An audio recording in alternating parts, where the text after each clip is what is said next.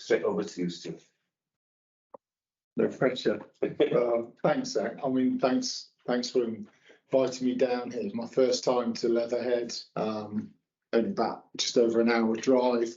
But to be able to talk about men's health is something I never thought we'd be in a position to be doing. And if I'm honest, I would say there's a long period of my career where I probably never even thought about it. Who am I? I'm the chair of Thames Valley Police's Men's Forum, have been for the last 18 months, which is a committee which I can proudly say is all male. That was one of the stipulations when I joined.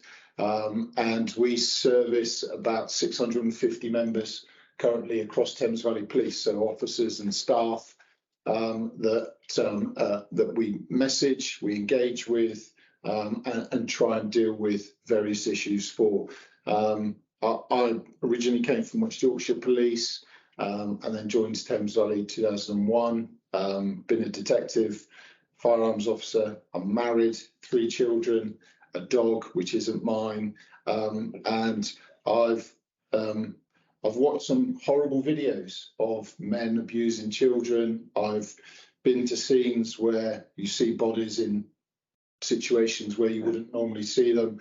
I've got those traumas, I suppose, and those emotions, those thoughts, that baggage that I think a lot of us have. Yeah. And I think that's one thing that I always go back to, and probably be an active member or part of this men's health conversation is about looking after myself, is being involved. Does that make sense? Being involved it is actually helping me. So I wrote some notes because I knew I'd go off at a tangent if I didn't. But the Men's Forum in Thames Valley was created off the back of a number of tragic deaths where we lost some of our staff, some of our officers to suicide.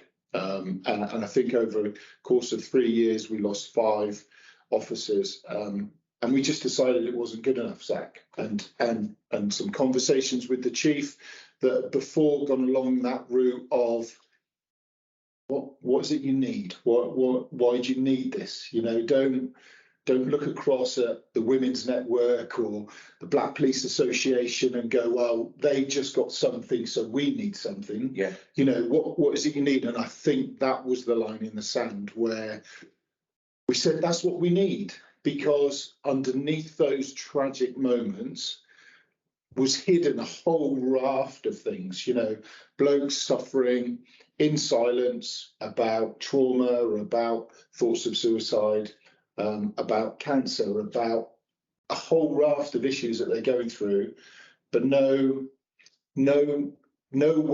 in our sense, in that male sense, where they could feel safely to go and talk to. So that was the creation, and we focus on 4 pillars. So that's about suicide prevention, mental well-being, physical health, and male allyship. So really keen that whatever we do, we demonstrate the best of men, and we don't lose sight of the fact that we talk very positively about being a man, about those classical male attributes, but also overlaying that with some of those attributes that might not have been perceived before. And maybe when I joined back in '97, I didn't think as a 25-year-old bloke that it was going to be a strength to be emotional or kind or compassionate. Yeah. It was a strength to be strong and brave and courageous and fearless, yeah, but not those other bits. And now I'm totally flipped. You know, I messaged my family, sat down when you kindly gave me breakfast this morning, and told my kids, one's at uni, one's in school in London, and I said I'm down here just prepping for the talk today, and I get thumbs up and the old strength sign from them with the emojis on the phone, and that's all I need, because that tells me my kids, who are me, they value it. And I kind of think, for me, that's almost the biggest compliment to say, or biggest nudge, I suppose, to say you're doing the right thing. So, but anyway, I told you I'd waffle and go off. But I said to you, I love the title, Changing Attitudes. We talk a lot about changing attitudes, about changing our approach, and that's very much about how we manage our emotions, how we respond to trauma, how we deal with that element or that sense of lack of control of it all. And I think just having a safe space to talk openly and frankly about it is one of the key elements for me. I'm very much keen that the men's forum, that the committee, that we remain lay people, that we don't professionalise. I'm not a Fed rep. I'm not an expert in suicide prevention. I'm not a Samaritan. I'm a bloke. I'm just a bloke who probably can sit and listen to some of your concerns, some of your issues, and understand them and get them, and therefore react in a way that shows you there's the support, shows you that you're not any less valued because you're thinking of taking your own life. You're not worth any less because you've got an addiction to something. That you're still my colleague. You're still the Zach Mader. You're still my mate. I'm still going to look after you, love you. I'm going to crew the car with you, go out. We're going to save the world, and then together we'll get through this. Whatever getting through it looks like. Bearing in mind, we know, and some of the people I talk to, especially around suicide, that doesn't finish. It doesn't end. Yeah.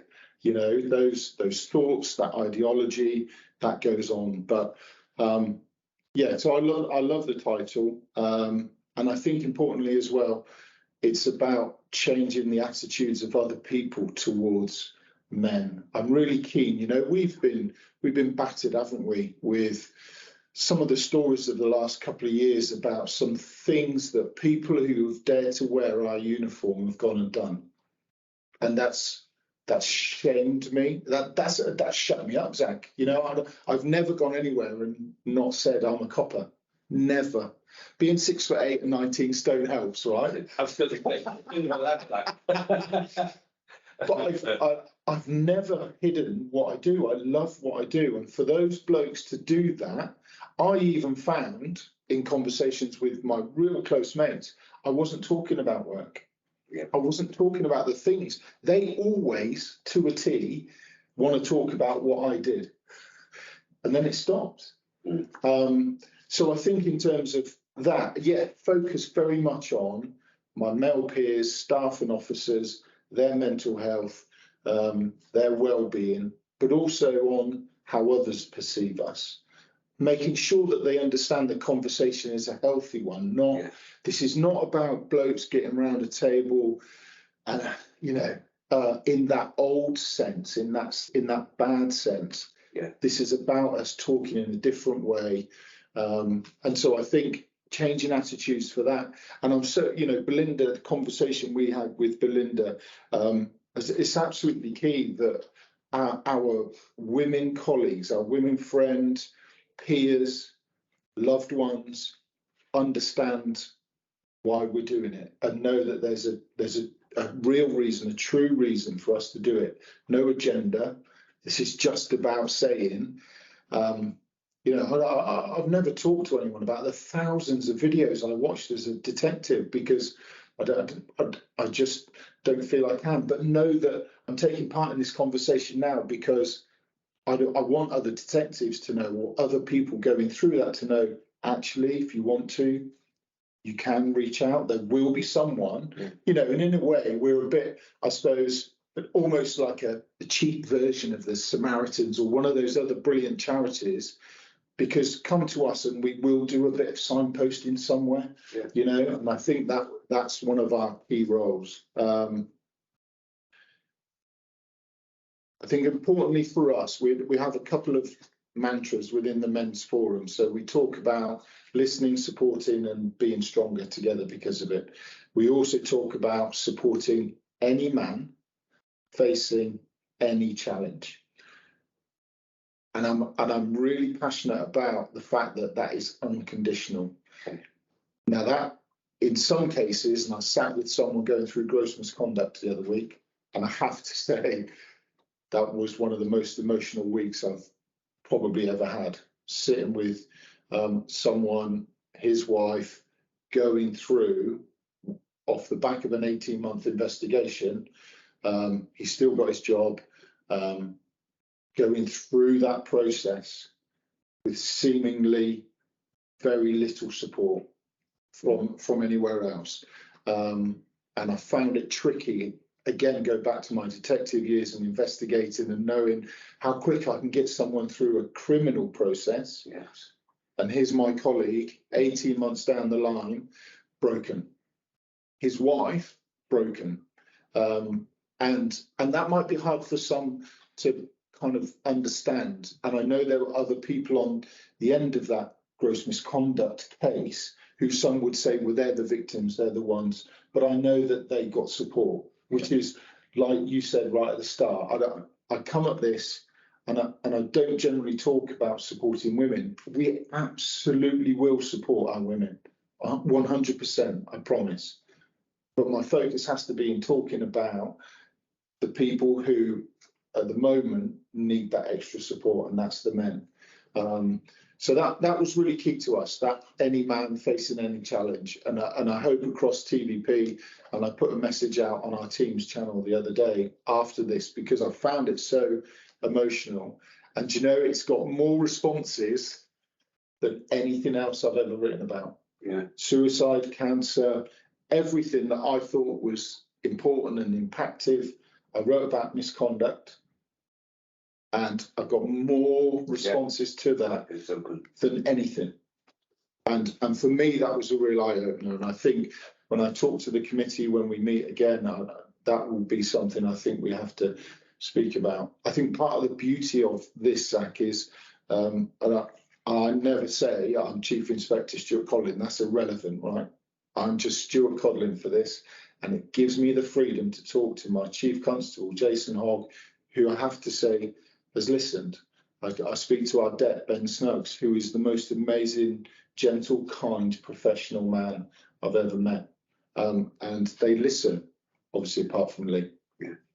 But it gives me that freedom to talk from a different. Yeah. Do you know what I mean? We're stuck in this hierarchy, aren't we? Which sometimes can be really challenging to have those conversations. So when I say it's Stewart Men's Forum, I ain't bothered about that, because I'm talking about someone who's told me they've thought about taking their own life. So nothing I do now or say compares to that. I don't care what you think about me, because I'm going to look after him. That's the ethos, that's the sense. And I think for me, it has to be that way. Yeah. Otherwise, we're not doing what we say we do. We try and get involved in other stuff. We try and do it in a variety of ways. We try to be quite thoughtful about that. The webinars, I think, are brilliant, because especially, you know, recorded, people can watch them anytime. Yeah. Love that. I'm really excited on, so this Sunday, the 19th, is International Men's Day. It's one of our events through the year that we really look to do something special. On Monday, in Thames Valley Police, I'll be releasing the first episode of a podcast that we've done, which I think is just going to be a bit of a game changer for us in how we speak to our men across the force. It's a 30-minute conversation on Monday that our staff will hear with someone called Loz East, who's one of our skippers who's got stage 4 pancreatic cancer. It's called Waiting to Tap Out. Those are his words. That is what he's doing. Wow. That's what he's been doing for the last 18 months. He's the most incredible man, which is why the release is tied in with International Men's Day, because I want to celebrate him and link it to that and show that all these things that he talks about, the diagnosis, dealing with telling his wife, telling his children, the way that he's continued to work, he still wears the uniform and comes into work, is incredible. So we're we're releasing that on Monday.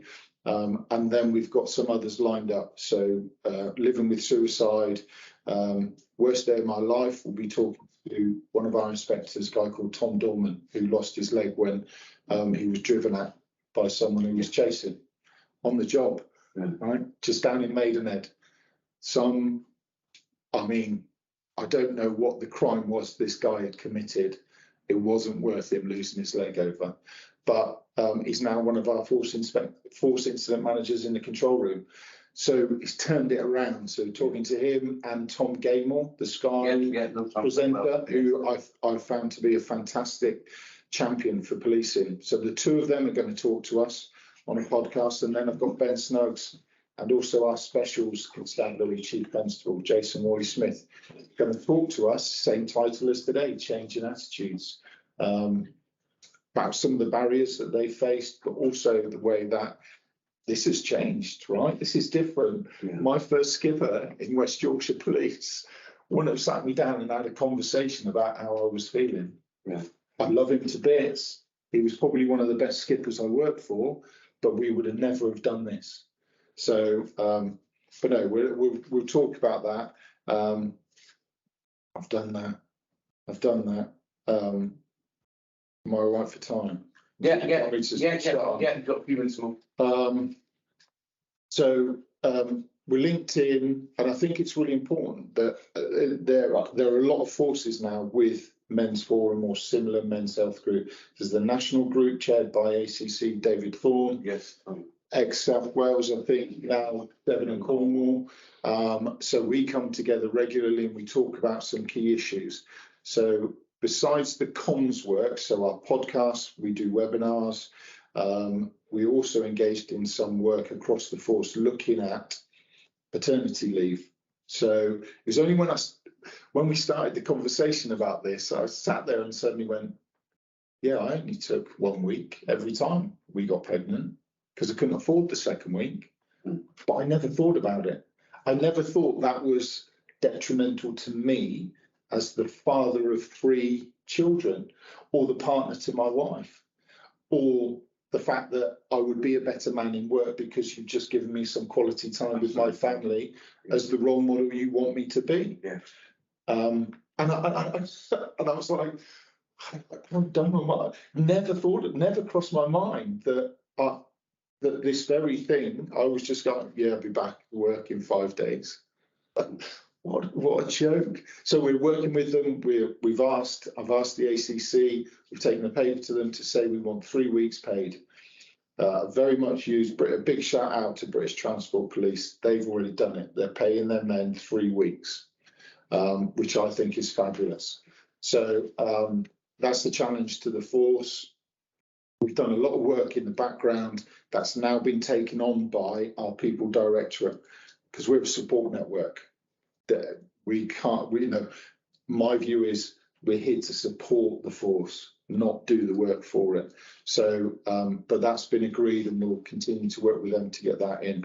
PSA testing, I know I saw you on Tuesday down in Cardiff, and some brilliant work by Hampshire Constabulary. I know, I think it's Stuart Snow that's done some work down there with their PSA testing, just got hundreds and hundreds of men through those tests. And found some blokes caught it early, Yeah.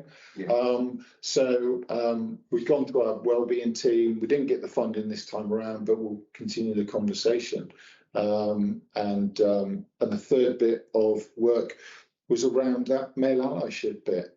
He for she, which is the United Nations movement, solidarity movement, and white ribbon. We've got as part of the committee 2 guys who are our link into those networks. So in terms of our behaviours, in terms of everything we do, making sure that it's the very best of men, right? Again, like we say with the support, that's unconditional. The challenge is you'll be the best of men while you're doing it as well. And I think that's upholding all those things we hold dear as being cops, right? Or being part of policing. And we've got our other links, I suppose, really importantly, and I'm so glad that Nick is talking to you today, because We did have a conversation. This was a bit disappointing earlier in the year. We wanted to talk about addiction, and we wanted to talk about a couple of areas of addiction: porn addiction, and one other, which has totally gone out of my head.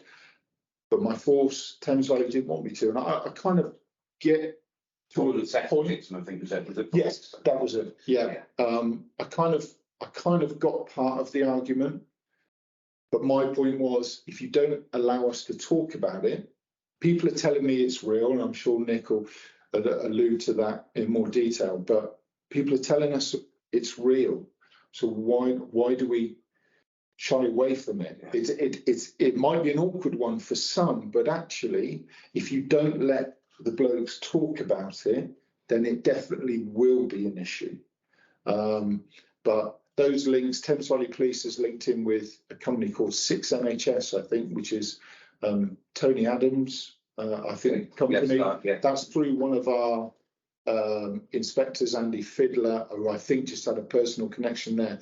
But so important to talk about addiction. It's not just a male world, but that was one of those conversations that definitely, has that stigma attached to it.